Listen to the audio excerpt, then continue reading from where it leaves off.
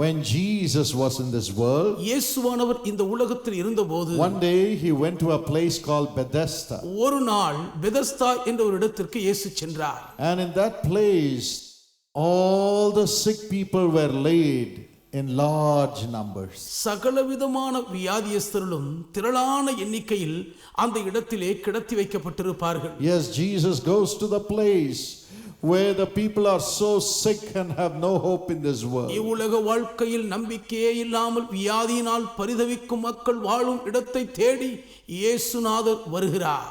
He goes in search of the people who are afflicted with sickness. பலதரப்பட்ட வியாதியினால் கஷ்டப்பட்டு கொண்டிருக்கிற மக்கள் இருக்கிற இடம் தேடி இயேசு போகிறார். He went to see the people who could not walk. நடக்க முடியாமல் சிரமப்படுகிற மக்கள் இருந்த இடத்திற்கு தேடி சென்றார். He went to see the people who could not see. பார்க்க முடியாமல் பரிதவித்துக் கொண்டிருந்த மக்களை காணும்படி அவர் தேடி போனார். He went to see the people whose skin was full of wounds because of leprosy. குஷ்டரோக தொழுநோயினால் சருமம் முழுவதும் காயத்தினால் வேதனையில் வாடிக்கொண்டிருந்த மக்களை தேடி சென்றார். He went to see the people who were paralyzed. பக்கவாதத்தால் கைகால் விழுந்து போன மக்களை பார்க்கும்படி இயேசு சென்றார். He went to the homes of the people who had lost their loved ones. அன்புக்குரியவர்களை இழந்த துக்க வீட்டுக்கு தேடி போய் அவர்களை அவர் பார்த்தார். Who were full of sorrow. துக்கத்தால் நிறைந்திருந்த மக்களை நாடி சென்றார். Even tonight you may say, brother, I am full of sin. இந்த இரவிலும் சகோதரனே, நான் முழுவதும் பாவத்தால் நிறைந்திருக்கிறேன் என்று நீங்கள் சொல்லக்கூடும். Guilt is tormenting me. குற்ற உணர்வு என்னை வாதித்துக் கொண்டிருக்கிறது. You may say, diabetes is killing me. நீரிழிவின் சர்க்கரை நோய் என்னை கொன்று கொண்டிருக்கிறது என்று நீங்கள் பரிதவிக்க கூடும். Cancer has afflicted me. புற்றுநோய் என்னை பாதித்து விட்டதே என்று நீங்கள் அழலாம். I am not able to breathe. என்னால் மூச்சு விடக்கூட முடியவில்லையே. I am not able to walk. என்னால் நடக்க கூட முடியவில்லை. I am not able to bend. என்னால் குனிந்து எழும்ப முடியவில்லை.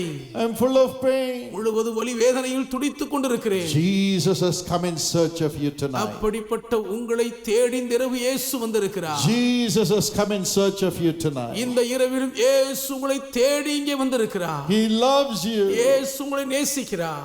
Jesus is your hope tonight. இந்த இரவில் இயேசுதான் உங்கள் நம்பிக்கையாய் இருக்கிறார். When Jesus was speaking in a home, ஒரு வீட்டிலே இயேசுவானவர் பேசிக் கொண்டிருக்கையில் in Matthew chapter 9 and verse 1, மத்தேயு 9ஆம் அதிகாரத்தின் முதல் வசனத்திலே they carried a paralytic man to Jesus. பக்கவாதத்தில் கைகால் விழுந்து போன ஒரு மனிதனை இயேசுவிடம் சுமந்து கொண்டு வந்தார்கள். He could not walk. அவனால் நடக்க முடியாது இருந்தது. He could not talk. அந்த மனிதனால் பேச முடியவில்லை. He could not do anything. எதையுமே அவனால் செய்ய முடியாத நிலை. There were large crowds. திரள் கூட்டமான மக்கள் அலைமோதி கொண்டிருக்கிறார்கள். But they opened the roof அவர்கள் அந்த வீட்டு மேற்கூரையை திறந்து பிரித்தார்கள். and lowered the man to Jesus. அந்த மனிதனை இயேசுவுக்கு முன்பாக அப்படியே தரையில் இறக்கினார்கள்.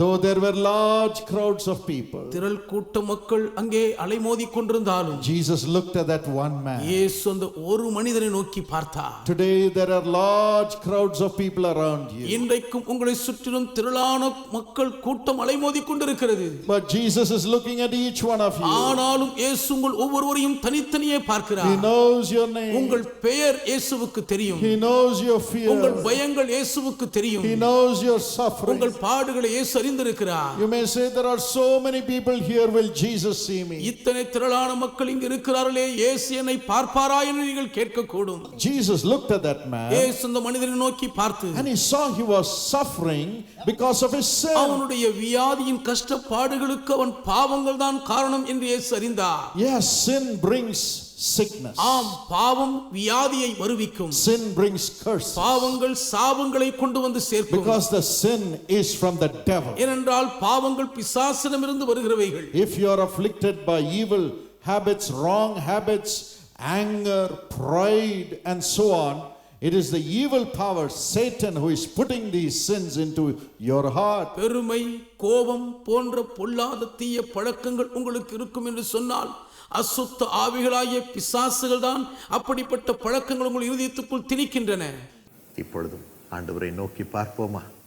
இயேசப்பா, மது பிள்ளைகளுக்கு கொடுக்கிற மது பிள்ளைகளுக்கு நீர் அளந்து அளந்து அளந்து கொடுக்கிறவர் அல்ல. நீர் வானத்தின் பலகணிகளை திறந்து ஆசீர்வாதத்தை வர்ஷிக்க பண்ணுகிற தேவனப்பா. வர்ஷிக்க பண்ணும். குழந்தை இல்லாத மக்களுடைய கர்ப்பத்தை தொடும், குழந்தையை உருவாக்கும் ஏசப்பா. அவளுக்கு குழந்தையை தாரும் தாரும் தாரும், அற்புதமாக தாரும். தத்தெடுக்க போகிறோம் என்று சொல்லுகிறவர்களுக்கும் நல்ல குழந்தையை தாரும் ஏசப்பா. ஆசீர்வாதத்தை அனுபவிக்கும்படியாக குழந்தையை ஆசீர்வத்து அவர்களுக்கு தாரும். நன்மையினால் நிரப்பும் ராஜா, நிரப்பும் நிரப்பும் நிரப்பும். அப்படியே சுவாமி, அவள் பிள்ளைகளை வளர்ப்பதற்காக வேண்டிய பணம், வேண்டிய உயர்வு, வேண்டிய சமாதானம், வேண்டிய சுகம் அவர்களுக்கு தாரும் ஏசப்பா. பிள்ளைக்கு பால் கொடுக்க முடியவில்லையே என்று தவிக்கும் ரீட்டா, உங்கள் ஜெபத்தை ஆண்டவர் கேட்கிறார். குழந்தைக்கு பால் கொடுத்து, போஷாக்கை கொடுத்து பிள்ளை வளர்க்க ஆண்டவர் உங்களை பலப்படுத்துகிறார். கிறிஸ்துவின் ஜீவன் இறங்குகிறது. அப்படிப்பட்டவர்களை ஆண்டவர் ஆசீர்வதிக்கிறார், ஆசீர்வதிக்கிறார். தாய்மார்களை சுகமாக்குகிறார், சுகர் எல்லாவற்றையும் சுகமாக்குகிறார். கிறிஸ்துவின் ஜீவன் இறங்குகிறது. தைராய்டு நோய் இப்பொழுது கிறிஸ்துவின் ஜீவனால் மறையும்படியாக கர்த்தர் உங்களை ஆசீர்வதிக்கிறார். அவருக்கு நன்றி சொல்லுங்கள், நன்றி சொல்லுங்கள். ஏசப்பா, சுகமாக்கும் சுகமாக்கும். குழந்தை பெற கிருபை தாரும் ஏசப்பா. நன்மையை அனுபவிக்க கிருபை தாரும், ஆசீர்வாதத்தை தாரும். செழிப்போடு வாழ வழி செய்யும். குழந்தைகளை எல்லாம் ஆசீர்வதியும். நன்றாக படித்து ஞானத்தோடு வளர்ந்து முதன்மையாக இருந்து செழிக்கும்படியாக குழந்தைகளை ஆசீர்வதித்து மலரச் செய்யும், கனம் பண்ணி உயர்த்தும். இன்று முதல் ஞானம், மனுஷர் கண்களில் தயவு, தேவ தயவு பிள்ளைகள் மீது இறங்குவதாக. அவள் செய்வதெல்லாம் வாய்க்கட்டும். நீர் கூட இருப்பதை பிள்ளைகள் அனுபவிக்கட்டும். அது பரிசுத்த ஆவியானவரால் நிரம்பி இருக்கட்டும். இயேசுவின் நாமத்தில் இந்த ஜெபத்தை தாழ்மையோடு எடுக்கிறோம் நல்ல பிதாவே.